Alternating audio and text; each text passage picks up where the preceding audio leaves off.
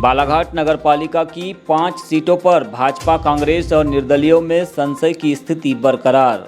कांग्रेस को 7 सीटों का फायदा तो भाजपा को 9 सीटों पर नुकसान का दिखाई दे रहा अनुमान। शहर की सरकार बनाने के लिए कांग्रेस को भी 2 से 3 निर्दलीयों का लेना पड़ सकता है सहारा। इस बार के नगरपालिका चुनाव में कुछ वार्डों के परिणामों को लेकर संशय की स्थिति बनी हुई है। जिस तरह से पंचायत चुनाव के परिणाम आए हैं, उससे भी आशंका जताई जा रही है कि इस बार भाजपा को कई सीटों पर नुकसान हो सकता है। इसका सबसे बड़ा कारण प्रत्याशी चयन और कम मतदान का होना बताया जा रहा है। वहीं पिछली बार की तुलना में इस बार कांग्रेस को सीधे 7 सीटों का फायदा हो सकता है और 2 सीटों पर कड़ा मुकाबला होने के कारण इन सीटों पर भी कांग्रेस को बढ़त मिलने की संभावना है।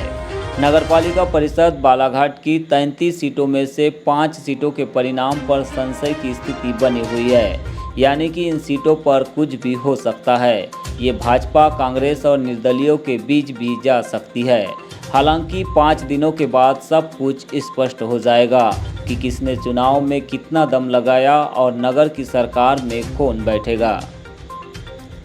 वार्डवार विश्लेषण की बात करें तो 1 से 15 नंबर वार्ड के बीच भाजपा मात्र 1 सीट पर ही मजबूत दिखाई दे रही है। वहीं कांग्रेस 7 सीटों पर, यहां 6 सीटों पर निर्दलीय उम्मीदवार काफ़ी मजबूत नजर आ रहे हैं। 1 सीट पर कांग्रेस भाजपा के मध्य संशय की स्थिति है, जो किसी के भी पाले में जा सकती है। इसी तरह 16 से 30 नंबर वार्ड के बीच 8 सीटें कांग्रेस के खाते में जाते हुए नजर आ रही है।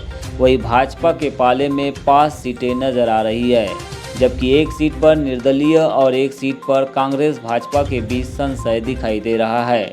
ठीक इसी तरह से शेष बची हुई 3 सीटों में से 1 पर कांग्रेस भाजपा के बीच संशय बना हुआ है, तो वही 2 अन्य सीटों पर भाजपा और निर्दलीय उम्मीदवार के बीच संशय बरकरार है। इस बार के चुनाव में वैसे तो सभी कांग्रेसियों ने एकजुटता के साथ नगरपालिका में अधिक से अधिक पार्षद जिताने के लिए खूब मेहनत की है, लेकिन इन सब में लांजी क्षेत्र की विधायक हिना कांवरे, नगरपालिका चुनाव के समन्वयक अनुराग चतुर्मोहता और अनिल सोनी ने कई पार्षद प्रत्याशियों को जिताने में एक तरह से संजीवनी देने का काम किया है।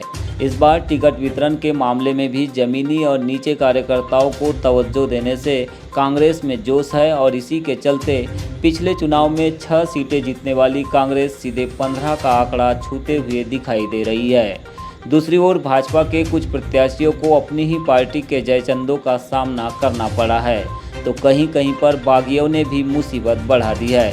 वही टिकट वितरण में पूर्व पार्षदों की अनदेखी के कारण भी भाजपा की जीत का समीकरण पूरी तरह गड़बड़ा गया है।